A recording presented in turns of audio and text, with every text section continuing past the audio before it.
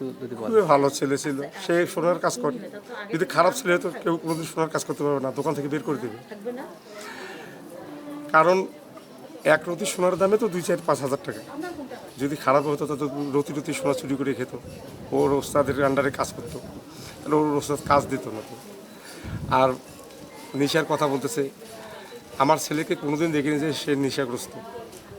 আমার ছেলেকে বুকে ধরেছিলাম, কোনোদিন আমার ছেলে আমার ভাইয়ের বাসা যা থাকে, ও একটা ছোটো ভাইয়ের সঙ্গে, কোনোদিন অনুভব করিনি যে তো আমার ছেলেটা যাতে খারাপ হয়। আমার সন্তান যদি অপরাধী হয় তার শাস্তি হবে, আর সন্তান যদি নিরপরাধ হয় তাহলে সসম্মানে আমার বিশ্বের জাতি ভাই, আপনারা বাংলাদেশি ভাইয়েরা আমার হাতে তুলে দেবে, আমি এইটাই আশা করি। মনে করি দেখো, আমার ছেলে তো কোনো দিনও কারোর সাথে ঝগড়া বা কাজিয়া বা মারামারি বা ডাঙ্গাডাঙ্গি কোনো দিনও এগুলা করে নাই। আমরা এগুলো জানিও না বলে এ হলো এই কাজ করতে পারে, এইরকম কাজ করতে পারে। কিন্তু হলো ঘটনা হলো আমাদের কোনো বিশ্বাস হইতেছে না এরা দুইজনেই এই কাজ করতে পারে। হয়তো বা দেখা গেল কেউ থাকতে পারে, হলো একটা দুইটা মানুষ না, 4জন। এই ধরো বেশি এদের হলো বেশি হলো বয়সও নাই বা উপযুক্ত নয়, এই কাজ দুইজনে করতে পারে না, কারো সহযোগিতা আছে।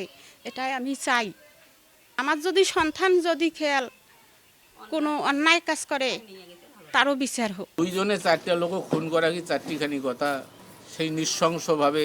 আমরা আর কি যাব, যা ঘটাতে তো ঘটে গেছে। এখন দোষীদের সর্বোচ্চ শাস্তি, তারা জড়িততা খুঁজি বের করুক। দেশ জাগিয়ে গেছে, সমাজ জাগিয়ে গেছে, যদি এরপরেও ওরা কিছু না করে তো করার তো কিছু নাই। আমাদের একটাই দাবি, ওনার সুষ্ঠু বিচার, উনি যেন ন্যায় বিচার পায়, আমরা যেন ন্যায় বিচার পাই, ওনার আত্মা যেন শান্তি পায়। যে আমার ওটা পরিবারকে মেরে ফেলছে, ছোটো বাচ্চাটাকেও ছাড়েনি, তার তো কোনো অপরাধ ছিল না, সে তো কোনো অন্যায় করেনি। মানুষ অন্যায় করলে বলে যে না ও অন্যায় করছে, ঠিক আছে ওর শাস্তি হয়েছে, কিন্তু ওনার তো কোনো অন্যায় ছিল না। আমাদের একটাই চাওয়া, সুষ্ঠুভাবে আরও তদন্ত করে আমাদেরকে সঠিক বিচার পাওয়া যায়। আমাদের আইনের প্রতি শ্রদ্ধা আছে, সরকারের প্রতি ভরসা আছে, ওনারা যা করবেন তদন্ত করে আমরা মনে করি যে ওনারা আমাদেরকে সঠিক বিচার পাওয়াই দেবেন। আমি কালকেও আমি ওনাদের সাথে, কর্মকর্তারা ছিলেন, আমি তাদের সাথে কথা বলছি। ওনাদের যে কাজ করতেছেন, ওনারা এখনও ইনভেস্টিগেশন শেষ হয়েছে এটা ওনারা বলেন নাই।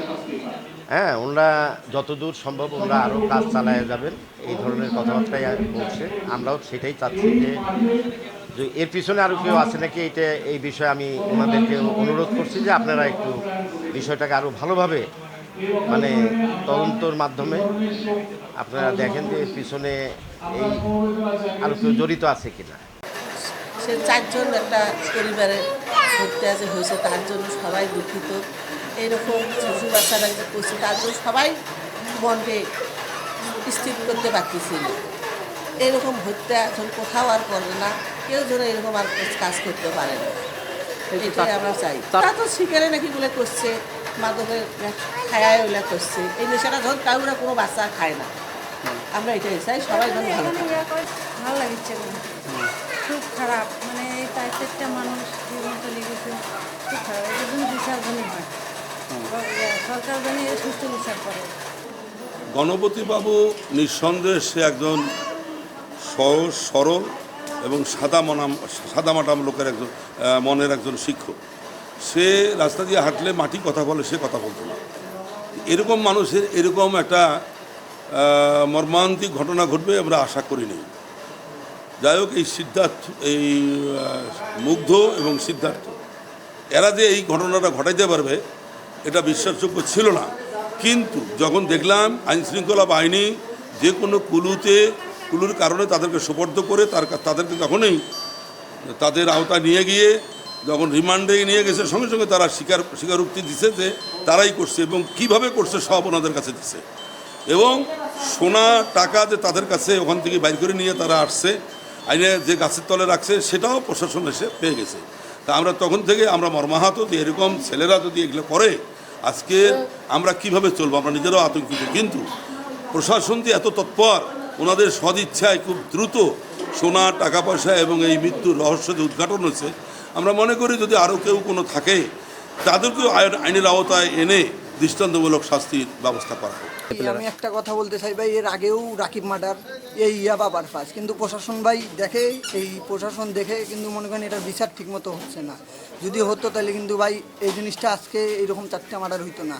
যদি এই বাবা ব্যবসায়ীগুলার ধরতো, নেশা ব্যবসায়ীগুলার যদি ধরতো, তাহলে কি আজকে আমাদের সমাজটাও ঠিক থাকতো। আমাদের যুব সমাজটা নেশায় আসক্ত হয়ে গেছে ভাই। বাবা বলেন, যে কিছুই বলেন, আমাদের নেশাটা যদি আপনার ব্যবসায়ীগুলার ধরতো, তাইলে মনে হয় না ভাই এইরকম কিছু হবে আর। আচ্ছা ভাই সুস্থ বিচারটা চাইলেই তো ভালো ভাই, সুস্থ বিচার তো করা দরকার ভাই, নাহলে আজকে ওনার ফ্যামিলি গেছে, কালকে আমার ফ্যামিলিও যাইতে পারে। অনেক ভালো লোক ছিল, আমরা কাকু করি বলতাম, আমাকে বৌমা করে ডাকছিল। সে যে এভাবে চলে যাবে আমরা ভাবতেই পারি না। আমরা অনেক বেদনাদায়ক, কে কারা এভাবে খুন করলো তাকে শাস্তি হোক, এটাই চাই। অনেক আতঙ্কে আছি, এভাবে একটা ঘটনা ঘটলো, অনেক ঘুমাতে পারি না, খাইতে পারি না, সবসময় স্মৃতিগুলো কথাগুলো মনে পড়ে।